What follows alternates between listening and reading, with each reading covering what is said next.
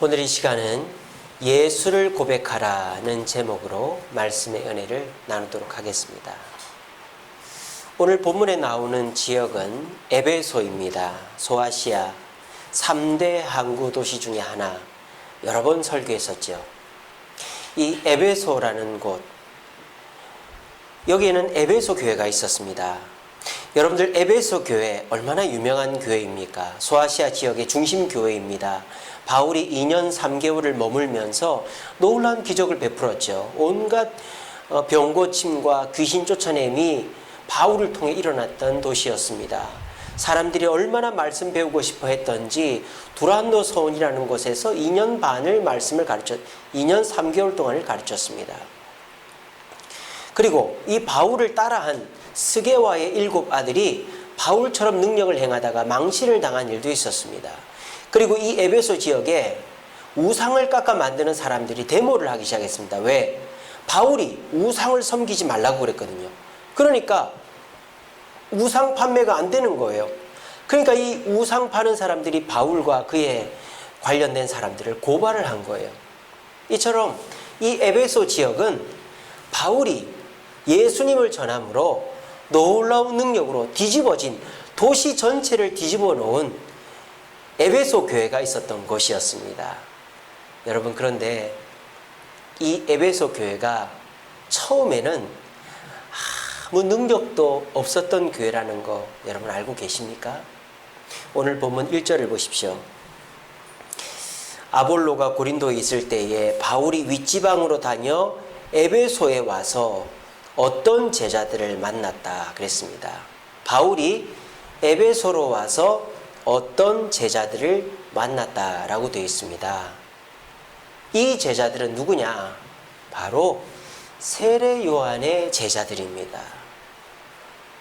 이 제자들은 세례 요한의 회개의 복음을 듣고 회개하고 세례 요한의 가르침을 받고, 그리고 이 에베소까지 와서 세례 요한의 가르침을 스스로 지키고 훈련하고 다른 사람들에게 전했던 사람들이 바로 이 에베소에 있었던 원래 에베소 교인들이었습니다.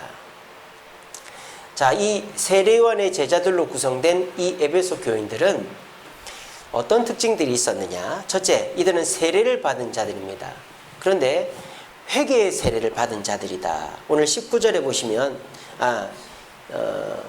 3절에 보시면 너희가 무슨 세례를 받았느냐? 대답하되 요한의 세례니라 그랬습니다. 그래서 4절에 보면 바울이 이르되 요한이 회개의 세례를 베풀며 그랬잖아요.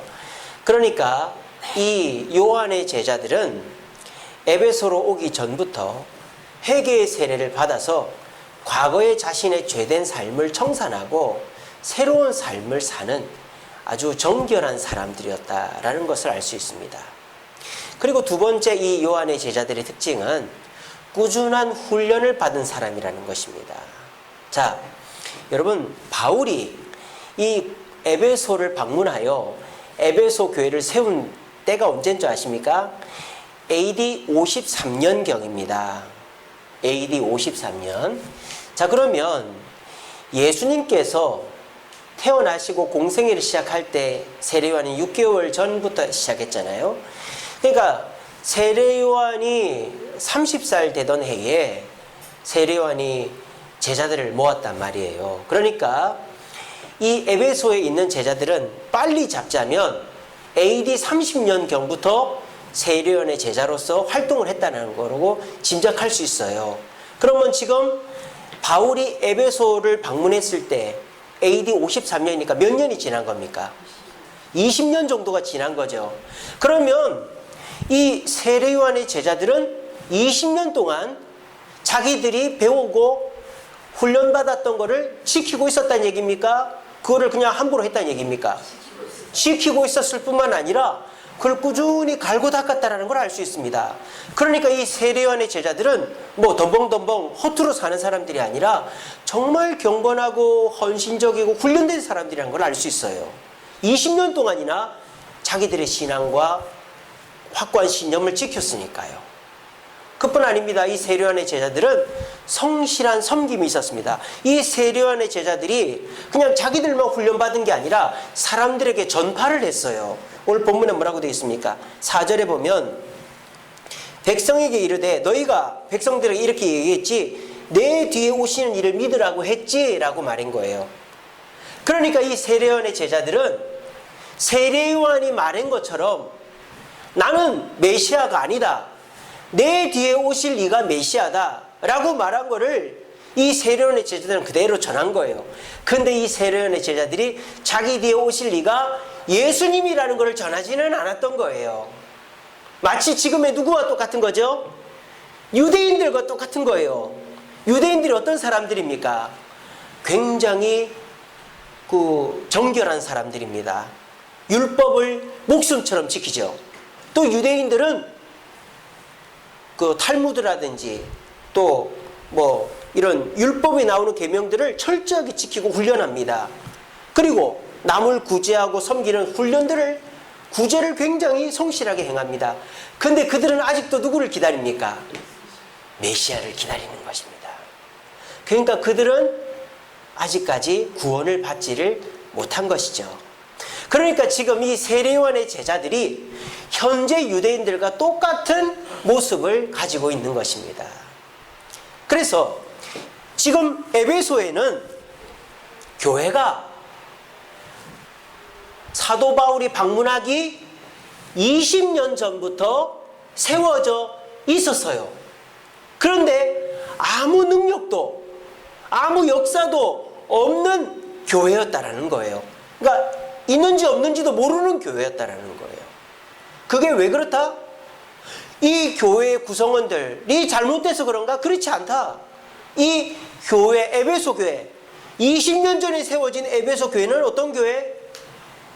회개가 있는 교회였고 훈련된 교회였고 섬김의 교회였다라는 거예요. 그런데 이 20년 전부터 있었던 이 에베소 교회는 그닥 능력 있거나 사람들을 변화시키거나 도시를 사로잡는 교회가 아니었다라는 거예요. 왜? 이들은 누구를 고백하지 않았기 때문에? 예수를 고백하지 않았기 때문입니다. 이들은 세례요한의 회개, 훈련, 섬김만을 배우고 에베소에 왔지 예수님을 믿고 예수님을 메시아로 고백하지를 않았기 때문에 이들이 20년 동안 지킨 그 훈련에는 열매가 생기지를 않았다는 것입니다.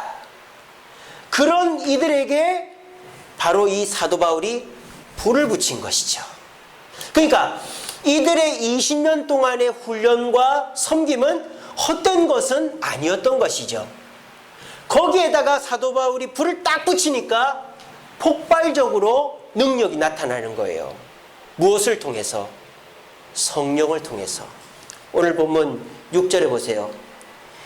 바울이 그들에게 안수함에 뭐가 임했다? 성령이 그들에게 임하심으로 방언도 하고 예언도 하게 되었다. 예수를 고백해야 성령이 임하거든요. 이 자리에 계신 저와 여러분들도 저는 예수님을 믿습니다 하는 그 순간 성령이 임하시거든요. 그리고 그 성령이 임한 자여야만 예수 그리스도의 능력으로 세상을 뒤집어 놓을 수 있는 것이죠.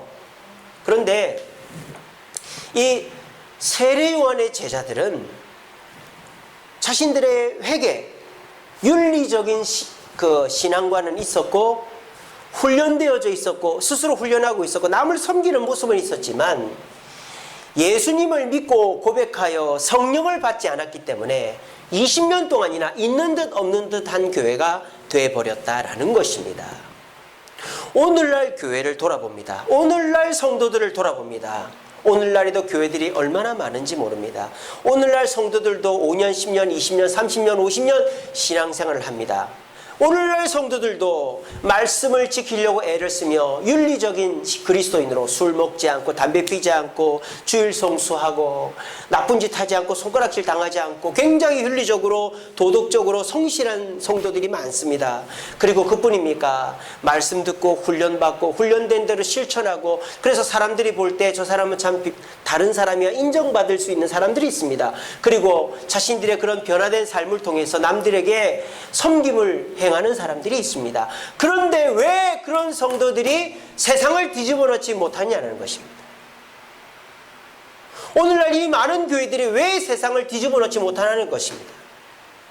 사도 바울은 에베소에 온 지 2년 3개월 만에 에베소를 뒤집어 놨는데 손수건만 얹어도 병이 났고, 귀신을 쫓아내니까 막 사람들이 귀신 쫓아내는 흉내를 내고, 우상 깎아 만드는 사람들이 우상을 못 팔아가지고 데모를 할 정도로 도시가 뒤집어지는데, 왜 20년 동안 교회가 있어도 그 교회 그 성도들은 변화를 못 시켰냐 이거라는 것입니다.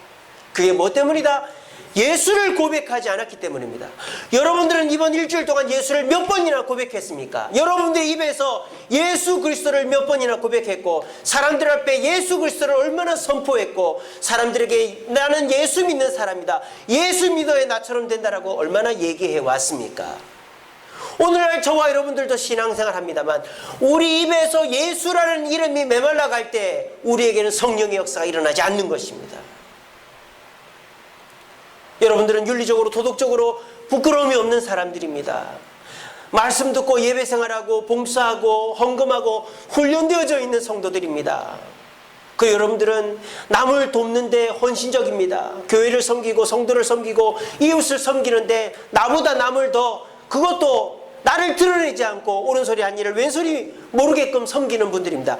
왜 그런데 저와 여러분들에게는 놀라운 능력이 일어나지 않고 우리 주변은 변하지 않고 나는 주님의 능력 가운데서 기쁨을 회복하지를 못할까요? 내 삶 속에 예수 그리스도를 고백함으로 예수 그리스도로 성령으로 사로잡히는 삶이 없기 때문입니다. 하지만 여러분, 안심하십시오. 두려워하지 마십시오. 부끄러워하지 마십시오. 여러분들은 이미 완성 직전에 있는 사람들입니다. 활용 점정만 있으면 되는 것입니다. 사도 바울이 에베소에서 2년 3개월 동안 말씀을 전했더니 그 변화가 일어난 것의 중심에는 바로 이 세례요한의 제자들이 있었던 것입니다. 오늘 이 자리에 계신 저와 여러분들이 비록 내가 윤리 도덕적으로 부끄러움이 없고 훈련되어져 있고 남을 섬기는 삶을 살아도 변화가 없고 능력이 안 나타났다고 부끄러워하지 마십시오. 이 시간 말씀을 듣고, 그래 내가 내 삶 속에서 예수를 고백해야 되겠다고 다짐하고 실천하면 여러분의 삶 속에서도 에베소에서 나타났던 기적과 놀라운 역사가 일어날 줄로 믿으시기를 바랍니다. 여러분 가정에서, 직장에서, 우리 교회에서, 우리 주세움교회가 오늘 이 자리에 모인 한 15명의 여러 성도들이 이제 여러분들의 삶 속에 예수를 고백함으로 여러분들의 삶 속에 변화가 일어나면 우리 주세움교회는 폭발적으로 부흥하고 성장하게 될 줄로 저는 믿습니다. 우리에게 달려있는 것이죠. 남 탓하지 말고 저 사람 저런다, 저 사람 안 나오네, 저 사람 안 하네, 그것이 아니라 내가 과연 예수를 어떤 분으로 고백하고 있고 내 입에 예수 그리스도가 몇 번이나 오르고 있는가를 돌아볼 때에 우리의 삶은 변화되어지고, 저와 여러분들이 변화되어질 때 우리 가정이 변하고 교회가 변하고 국가가 변하는 줄로 믿으시기를 바랍니다.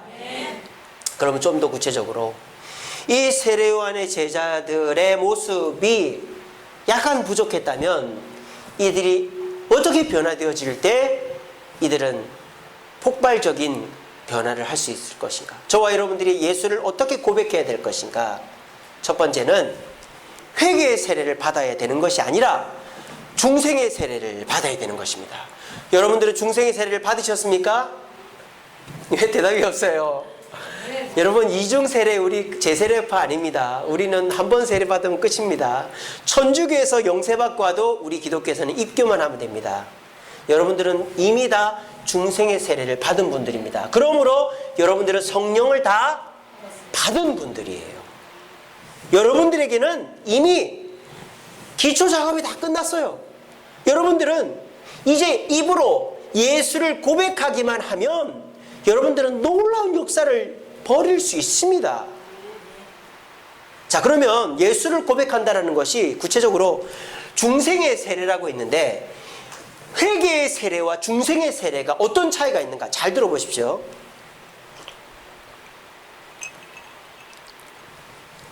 컴퓨터를 하시는 분들은 잘 이해가 되실 거예요. 컴퓨터 쓰다 보면 업그레이드를 해야 될 때가 있습니다. 업그레이드. 자, 그런데 컴퓨터는 업그레이드만 하는 게 아니라 업데이트도 합니다. 업그레이드와 업데이트의 차이가 뭔지 아세요? 업그레이드는 다 뜯어 고치는 거예요. 업그레이드는 하드디스크를 새로 달거나 이제 용량이 작은 거를 떼내고 더 용량이 큰 거를 갖다 붙이거나, 또는 CPU가 속도가 느리면 CPU를 바꾸거나 메인보드를 바꾸거나 그래픽 카드를 바꾸거나, 이런 하드웨어적으로 뭔가를 뜯어 바꾸는 거를 업그레이드라고 하는 거예요. 또 윈도우 7을 쓰고 있던 사람이 윈도우 10을 쓰는 거를 업그레이드라고 하는 거예요. 이게 뭡니까? 완전히 뜯어 바꾸는 것이죠. 여러분, 윈도우 7하고 윈도우 10은 완전히 다른 겁니다. 또 하드가 100기가였다가 1테라는 완전히 다른 거예요. 100기가 10개가 1테라거든요. 이게 업그레이드예요. 업데이트는 뭔지 아십니까? 윈도우 10을 이제 10 그 운영체제로 바꿨단 말이에요. 그러면은 윈도우 10은 자동으로 마이크로소프트에서 업데이트를 해줍니다. 뭐 바이러스에 대해서 또는 뭐 미진한 프로그램에 대해서 업데이트를 자꾸 해준단 말이에요. 그러니까 지가 알아서 업데이트를 해요. 그 마이크로소프트에서 신호를 보내주면. 자, 그런데 이 업데이트는 하드웨어적으로 말 뜯어 고친다거나 운영체제 자체가 바뀌는 게 아니에요. 그냥 그 하드웨어에서 그 운영체제에서 그냥 조금씩 좋아지는 거예요. 이 세례요한의 회개의 세례는 업데이트인 거예요. 하지만 중생의 세례는 업그레이드인 것입니다. 저와 여러분들은 업그레이드를 해야 되는 거예요. 그런데 오늘날 성도들은 업데이트에 만족하고 있는 것입니다. 그냥 내가 말씀 듣고 말씀대로 잘 살고 있으니까 내가 잘 살고 있구나 안심하고, 또 말씀 들어보니까 내가 잘못 살고 있구나 마음이 조금 찔려가지고 아이고 아프네 하고, 이렇게 잠깐 위로받고 잠깐 찔리고, 요 끝인 거예요. 여러분, 그렇지 않나요? 주일날 말씀 드릴 때 약간 찔려요. 아이고, 내가 말씀 들어보니까 내가 좀 부족했구나, 내가 저렇게 살면 안 되는데. 주일날에 말씀 드릴 때면 약간 찔려요. 월요일 되면 다 까먹어요. 그는 업데이트인 거예요. 업데이트. 업데이트는 됐는지 안 됐는지도 몰라요. 여러분, 업데이트는 그냥 컴퓨터 켜놓으면 알아서 되거든요. 그러니까 주일날 잠깐 말씀 듣고 내가 가슴이 약간 찔리거나, 또는 말씀에 은혜 받으면 아멘 하고 그뿐인 거예요. 그런 식의 신앙에는 역사가 일어나지 않는다는 것입니다. 그런데 우리 신앙은 어떻게 된다? 업그레이드를 해야 되는 거예요. 아예 뜯어 고쳐야 되는 거예요. 뭐로? 예수 그리스도로. 그래서 여러분들의 입에서 예수 그리스도가 아니면 나는 살 수 없다, 그분이 내 삶을 고쳐야만 나는 살 수 있다는 고백을 해야만 우리의 삶에는 놀라운 역사가 일어나는 것입니다. 여러분들은 그렇게 하고 계십니까? 여러분, 업그레이드를 하면요, 컴퓨터를 킬 때마다 깜짝깜짝 놀랍니다. 업그레이드 안 한 컴퓨터 한 1분, 2분 놔둬야 켜지는데, 업그레이드 한 컴퓨터는 딱 눌러서 10초 만에 딱 켜져요. 윈도우 7하고 윈도우 10하고는 완전 달라요. 킬 때마다 깜짝깜짝 놀라는 거예요. 여러분들은 아침에 일어날 때마다, 성경 읽을 때마다, 삶을 살아갈 때마다 깜짝깜짝 놀라십니까? 내가 변했구나, 내가 주님을 닮아갔구나. 그러면 여러분은 업그레이드가 된 거예요. 근데 주일날 약간 가슴이 찔리거나 약간 은혜를 받아서 기분이 좋거나 그랬는데, 일주일 살아가면서 똑같이 기분 나쁘고 화나고 짜증나고 그런 삶 살다가 또 교회 와서 업데이트 하는 거죠. 약간 찔리거나 또는 약간 기분 좋거나, 또 일주일 동안 또 그냥 화나면 짜증나고 기분 좋으면 웃고 놀러 가자면 놀러 가고, 그러다가 또 교회 오면 약간 업데이트 되는 거예요. 그런 신앙에는 아무런 능력이 일어나지 않는 것입니다. 어떻게 해야 됩니까? 여러분들의 삶을 아예 뒤집어 엎어야 되는 거예요. 여러분, 바른 신앙은 뭔지 아십니까? 내 삶 속에 변화된 흔적이 하나씩 둘씩 늘어가야 되는 거예요. 우리 손에 보면 뭐가 있습니까? 굳은 살이 박히잖아요. 굳은 살이 박히면 뭐가 되는 겁니까? 내가 그 일을 제대로 하고 있다는 거예요. 제가 한창 학교에서 공부할 때는 여기 혹이 하나 있었어요. 저는 이제 대학교 다닐 때 컴퓨터로 시험 치는 게 다 썼으니까 막 써서 공부했거든요. 그러니까 여기에 혹이 있었어요. 여기 그 정도로 많이 썼어요. 아, 죄송합니다. 좀 왼손 제비가 아니니까. 여기에 있었네. 근데 지금은 없어요. 지금은 없어요. 이게 혹이 없어요. 신기하네. 예전에 굳은 살이 있었는데. 그게 왜 그러냐면 내가 글을 쓸 때마다 신기한 거예요. 아, 여기 어떻게 혹이 생길 정도에 내가 썼을까. 요즘에는 제가 굳은 살이 어디 박히느냐면 요 손에 박혀요. 왜? 운동을 하니까. 처음에는 10kg도 못 들어가지고 악 하고 이랬는데 요즘 한 3, 40kg 들거든요. 제가 몸이 많이 좋아졌습니다. 한번 까보여드릴까요? 여기 뭐 비슷한 것도 있습니다. 근데 제가 몸무게가 늘어가니까 운동하는 사람이 장갑 끼는 이유를 알겠어요. 손이 아프더라고요, 손이. 그럼 저는 운동하는 사람들이 왜 땀 차이게 왜 장갑 낄까? 여기 손이 아파요. 굳은 살이 박혀요. 그러니까 제가 손을 볼 때마다 아, 내가 운동 제대로 하고 있네 하는 게 느껴지는 거예요. 여러분, 제대로 신앙생활 하면요. 내가 아이고 주님 나한테 증거를 보여주세요. 하나님 살아계십니까? 은혜 주시는 거 맞습니까? 그런 말 할 필요가 없어요.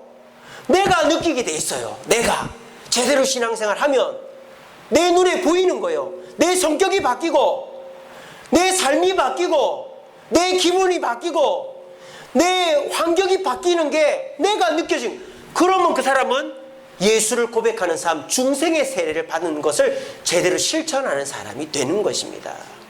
그런데 내 삶 속에 신앙의 굳은 살이 박히지 않는다, 내 눈으로 봐서 확인되지 않는다, 그 사람은 그냥 업데이트만 하는 사람인 거예요.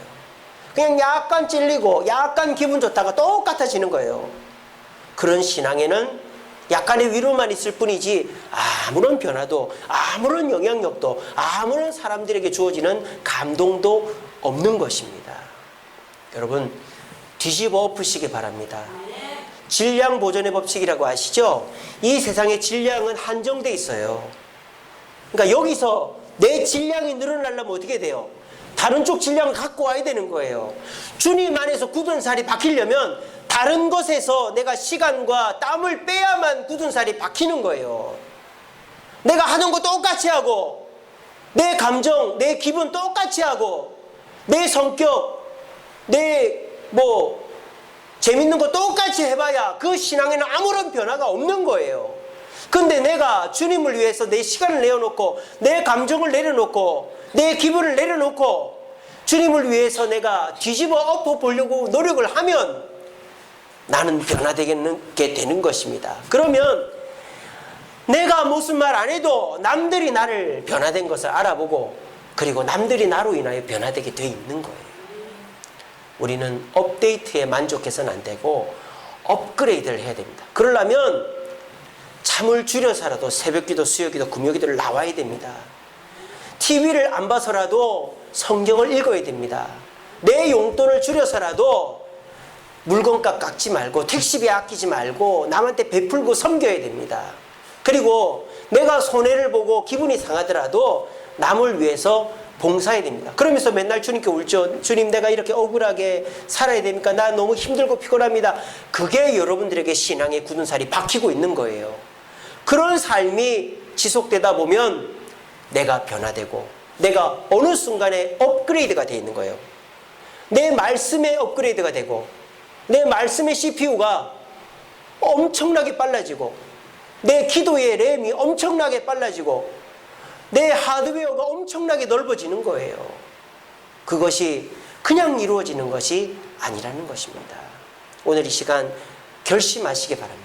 그래, 중생의 세례는 대충 감동받고 대충 찔림받는 것이 아니라 내 자신을 업그레이드, 완전히 뒤집어 엎는 것이다 하는 것을 기억하시고 내가 주님 앞에 시간과 정성을 내어놓아서 내 자신을 뒤집어 엎어서 내가 다른 증거를 내어놓으라고 하지 않아도 내 눈에 보이는 증거들이 보일 정도로 내가 변화되어야 되겠다 다짐하고 주님 앞에 변화될 수 있는 저와 여러분 되기를 간절히 바랍니다. 두 번째로 우리가 예수를 고백하는 것은 무엇인가? 예수에 대한 지식이 늘어가는 것입니다. 여러분, 우리는 신앙생활을 하면서 꾸준한 훈련을 받습니다. 그런데 여러분들은 무슨 훈련을 받습니까? 여러분들은 무슨 훈련을 받죠? 신앙훈련 중에서 어떤 신앙훈련을 받습니까? 어떻게 하면은 내가 마음이 편안해질까? 어떻게 하면은 내가 몰랐던 궁금증이 해결이 될까? 어떻게 하면은 성경적으로 성공할까? 뭐 요즘에 보면은 무슨 뭐 성경적 부자 되는 법 뭐 이런 거 강의 엄청 막 사람들이 좋아합니다. 뭐 그런 거 사람들이 좋아해요. 그렇게 신앙생활 해가지고는 아무런 능력이 나타나질 않는 것입니다. 자, 세례 요한의 제자들은 훈련 받았습니다. 세례 요한의 제자들이 놀고 먹은 거 아닙니다. 20년 동안이나 세례 요한이 가르쳐준 거 훈련 받았다니까요. 옛날에 우리 조상들이 사서삼경 달달달달 외우듯이 아마 우리 그 세례 요한의 제자들도 세례 요한이 써준 기도문 달달달달 외우고 세례 요한이 아침에 일어나면 이렇게 하고 저녁 때 이렇게 하고 뭐 이렇게 하고 아마 그거 달달달 외우고 실천했을 거예요. 그런데 그런 살면은 변화가 없더라는 거예요. 능력이 안 나타나더라는 거예요. 그런데 이 바울이 가르쳐준 걸 하니까 놀라운 능력이 일어나더라는 거예요. 그럼 바울은 뭘 가르쳐줬을까요? 복잡한 거 안 가르쳐줬어요. 뭐만 가르쳐줬어요? 예수 그리스도만 가르쳐준 것입니다. 예수 그리스도의 무엇을 가르쳤을까요? 첫째로는 예수 그리스도의 십자가를 가르쳐준 것입니다. 이 세례요한의 제자들은 예수 그리스도가 메시아라는 것도 몰랐으니까 예수 그리스도가 자신들의 죄를 위해 죽었다는 것도 몰랐을 거 아닙니까? 그러니까 이 사도 바울이 너희들이 알고 있는 그 청년 예수가 바로 너희들이 기다리던 메시아였고 그 메시아는 예수는 바로 너희들을 위해 죽은 거야 라는 걸 가르쳐 준 거예요. 그리고 어떻게 해야 된다? 그 예수가 너희들에게 남겨놓은 말씀을 지켜야 된다.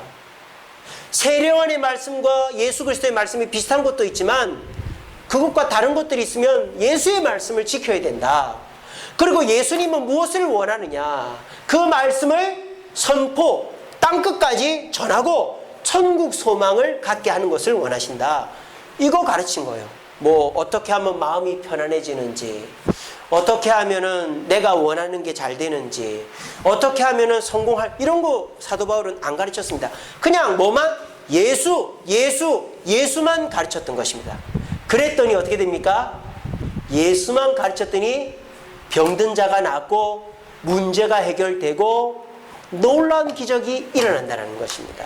여러분 기억하십시오. 내가 원하는 것을 위해서 신앙생활 하지 마십시오. 예수를 위해서 신앙생활 하시기 바랍니다. 그러면 여러분의 삶에 놀라운 역사가 여러분이 원하는 것이 이루어질 줄로 믿으시기를 바랍니다. 무엇을 위해 오늘 전에 무엇 때문에 나오셨습니까?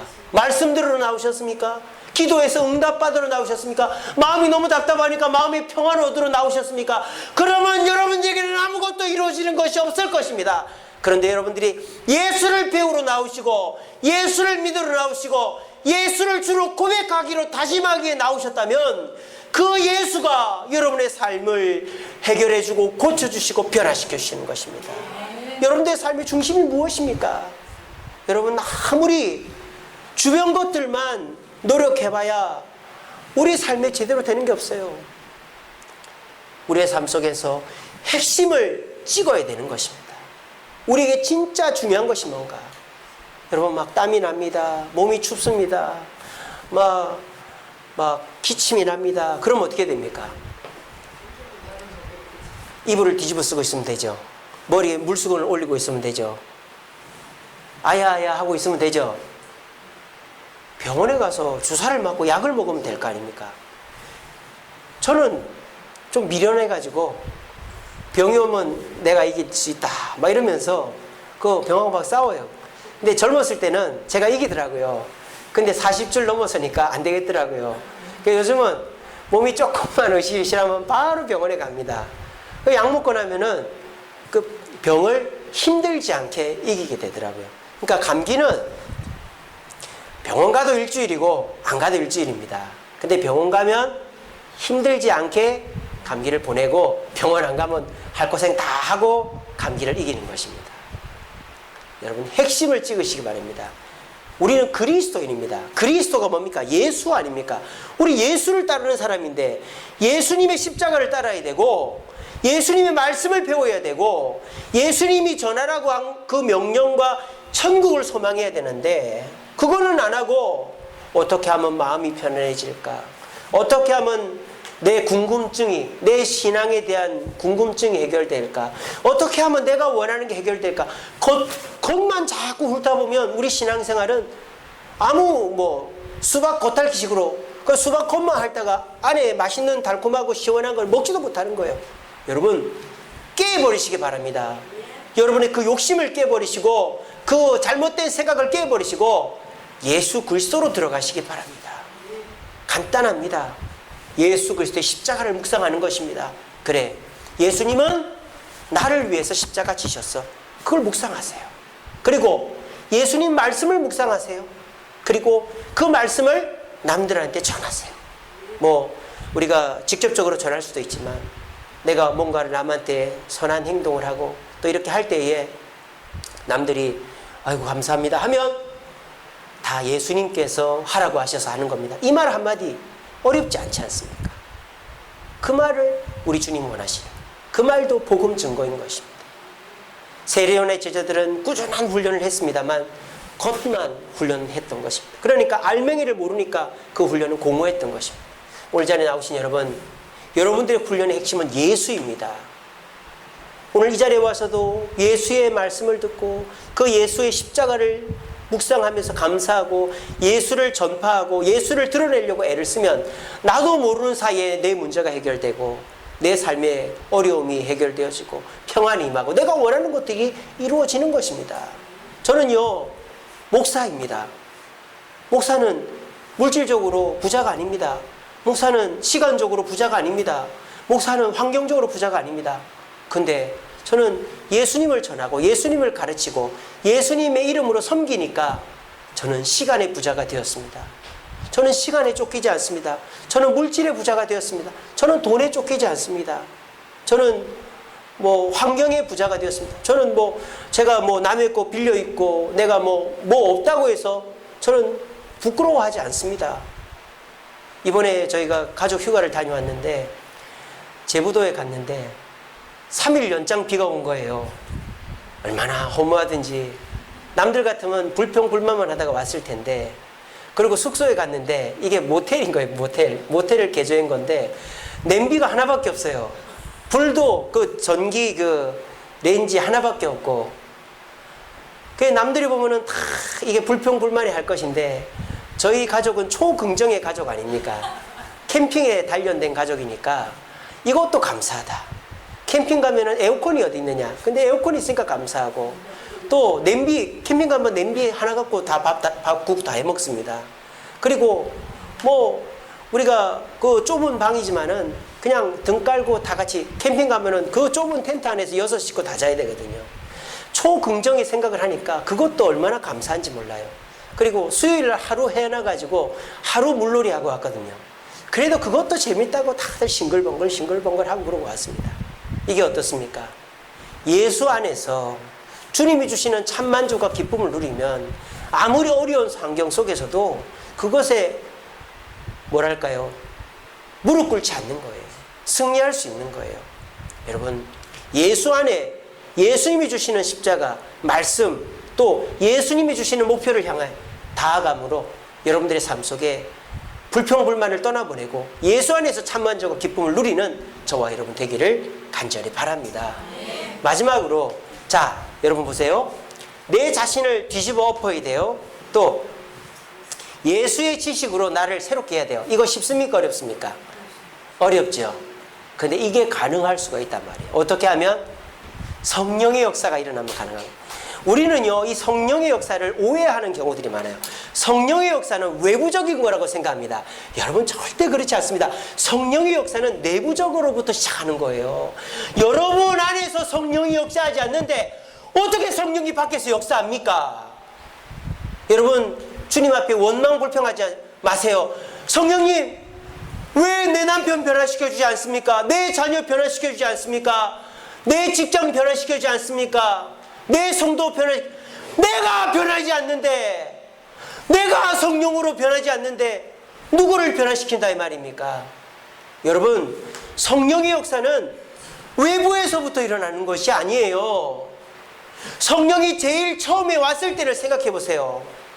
성령은 두려움에 떨고 있는 제자들의 그 두려움을 벗어버리고 그 제자들이 그 두려움을 떨쳐버리고 거리로 나가서 예수를 선포하는 것에서부터 역사하신 거예요.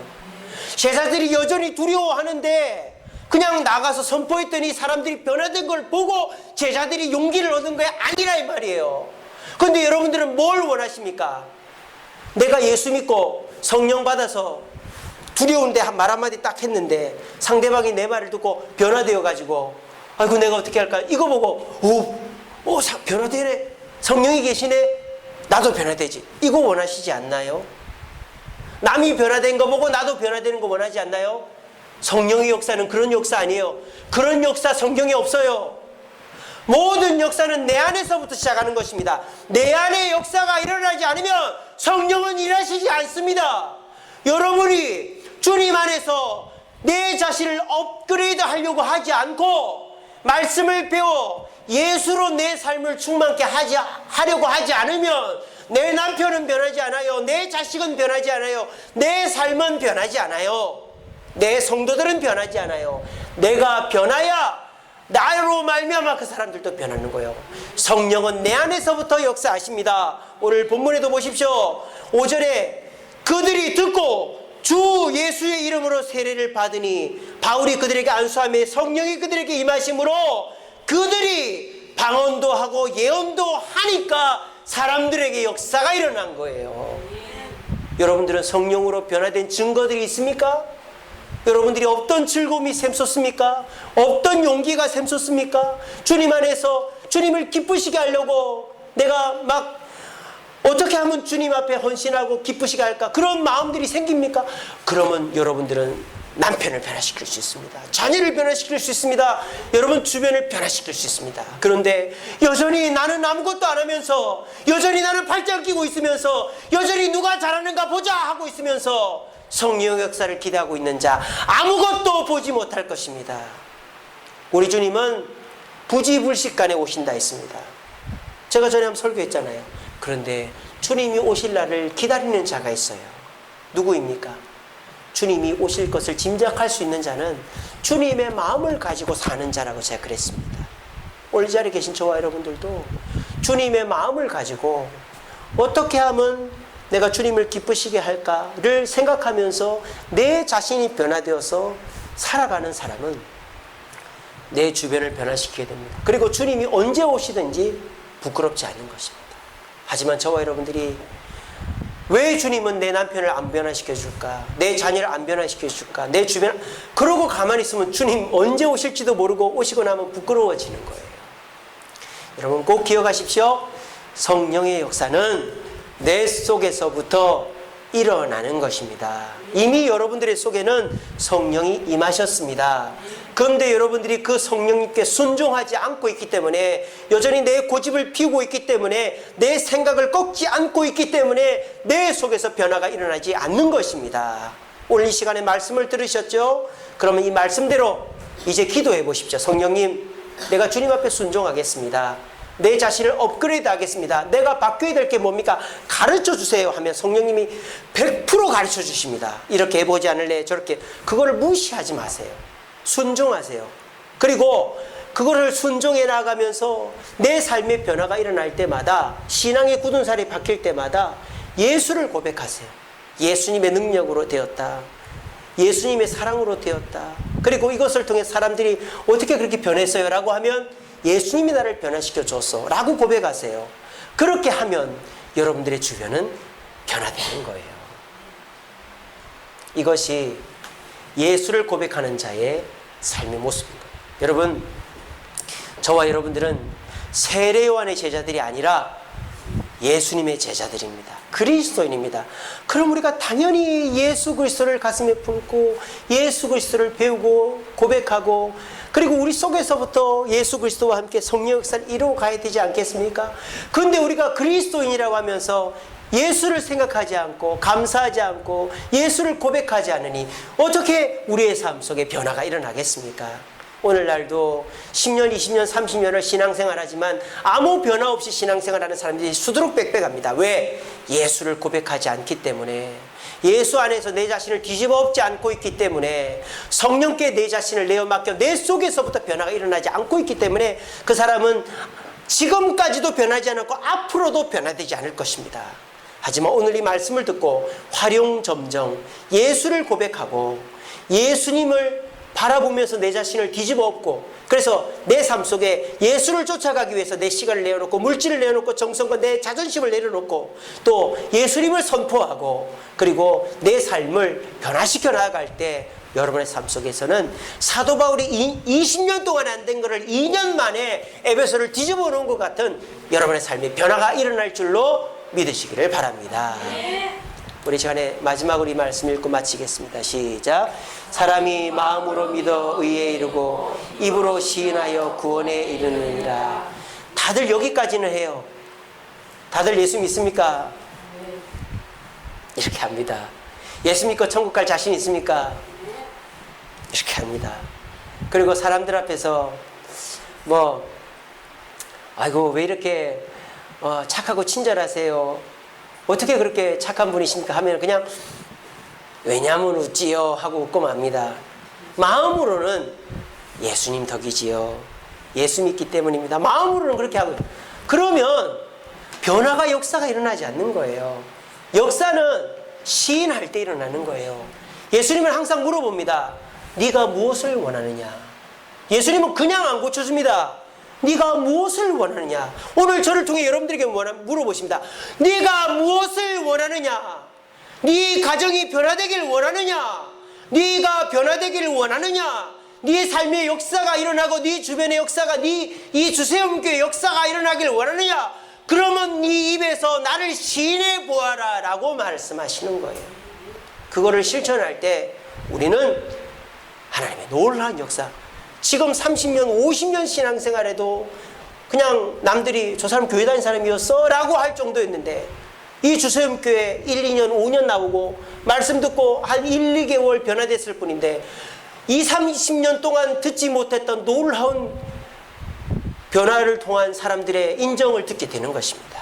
여러분, 시인해야 됩니다.